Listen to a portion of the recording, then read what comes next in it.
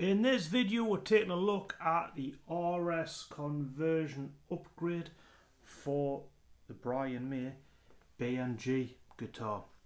So I'm going to take it out in the garden where the light's better and we'll have a close-up look at what's actually been done to this guitar. Brought the guitar in the garden in the light so you can see it. A lot of people ask about the pearloid machine heads. I replaced them a few years ago. I can't remember where I got them now, but they look more in keeping with the original.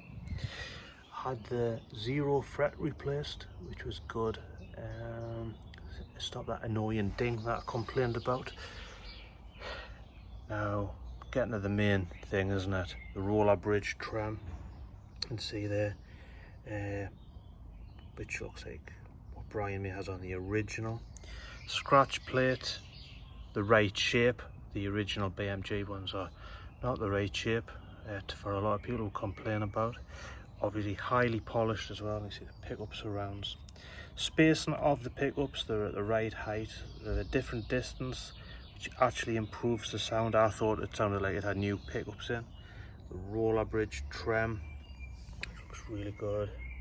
See a little dot, that's the where it's been filled in from the conversion. You can hardly notice that.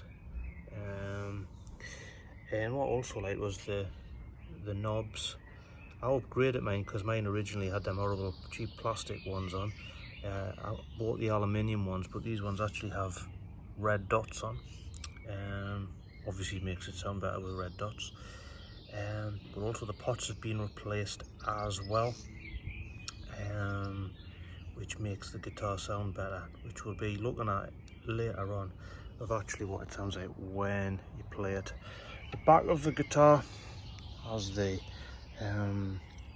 cover on, because you don't need that, because the adjustment is underneath. There's 2 holes just either side of where the strap hooks are for adjusting the roller bridge trem. Obviously your strings you place through here. But all in all, I'm really pleased with that, because it just looks the business.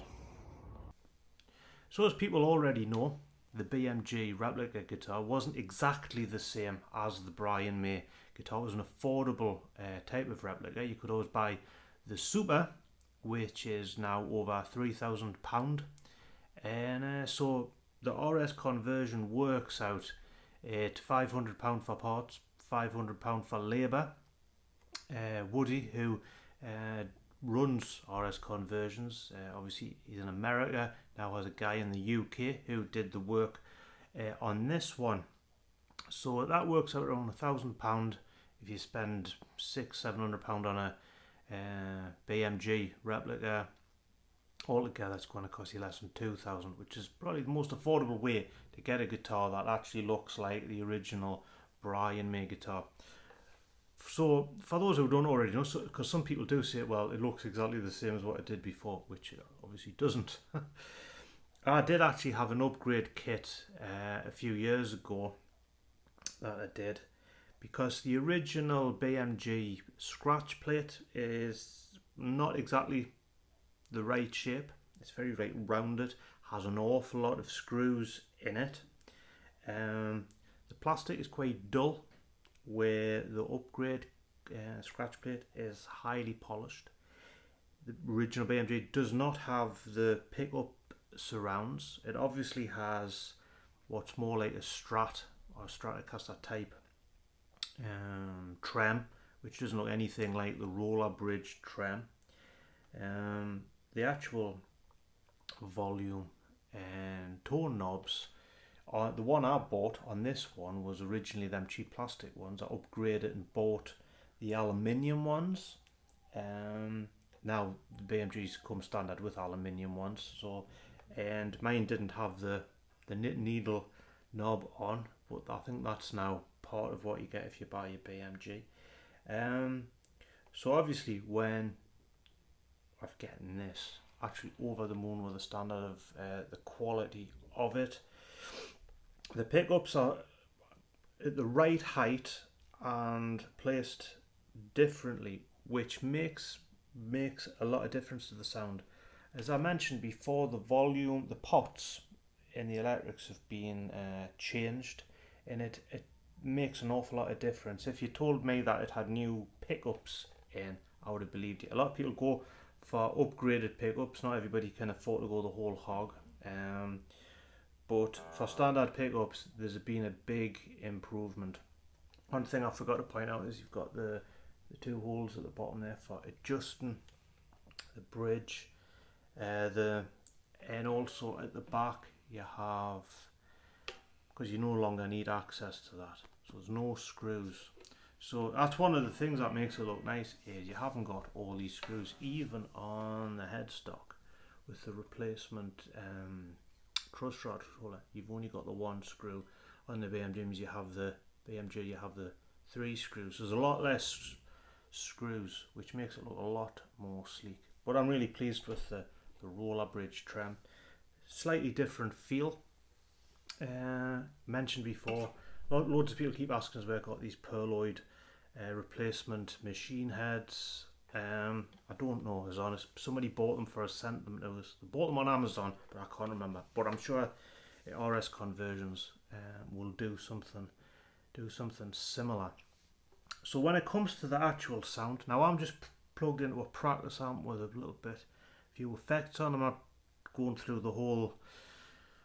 You should have 3 Vox amps set this way, that way, and the other way. But I'm just run-of-the-mill amp. It'll give you an idea of the difference it makes to the pickups. So that's just with a bit of distortion.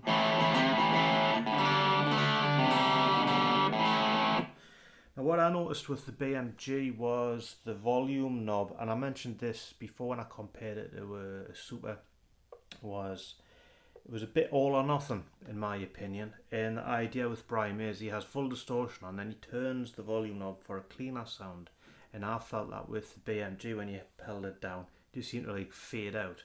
With the upgraded knobs, volume knob,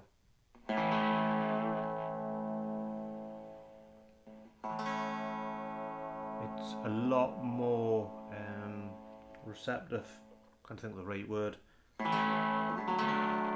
So you can play them clean.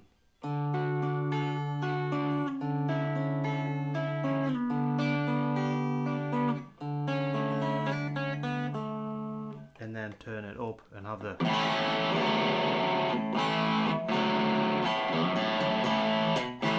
And you can still get the raw. So you can still play the.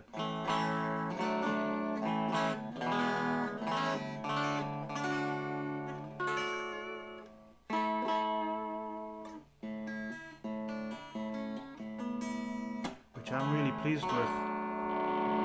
And you can hear that coming in.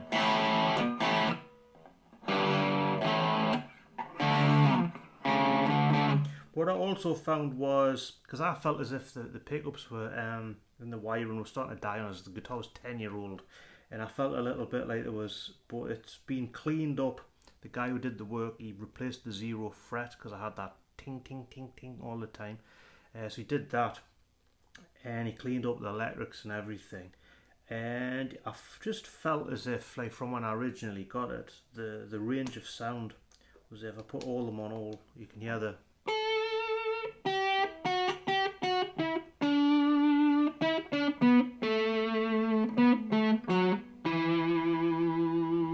Definitely hear that. I'm obviously, the mic's there, the amp's there, so I'm not like using anything fancy. But if you turn that off, put them 2 on, in phase, and that one out of phase.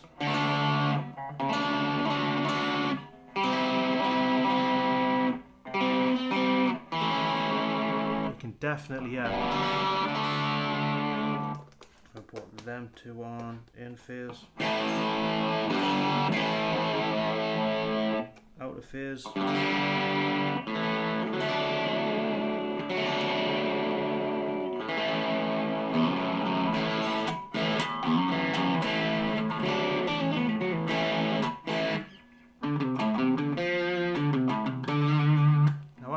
fingers. I'm not even using a coin.